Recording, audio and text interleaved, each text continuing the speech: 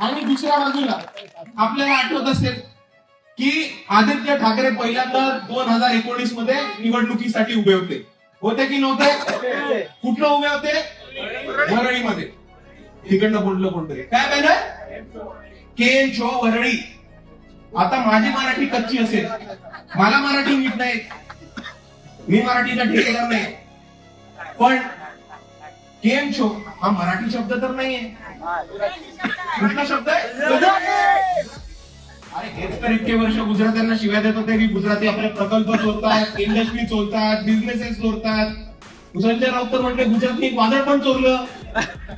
आता जर तुम्ही गुजरात्यांच्या चोरीबद्दल इतके बोलताय तर मग केम शो वरळीचे बॅनर्स का लावले?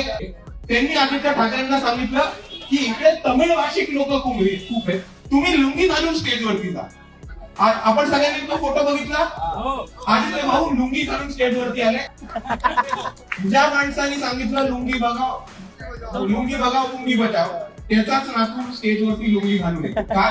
कारण त्याला तमिळ माणसाची मतं आली. त्याचाच नातू केम शो वरळीचे बॅनर लावतो का? कारण त्यांना गुजराती मतं हवे. आणि आज त्यांचा पक्ष संपत आलाय म्हणून त्यांनी मराठी माणसाची अस्मिता जागा करण्याचा प्रयत्न केला. हे आपण सर्वांनी नीट समजून घेतलं.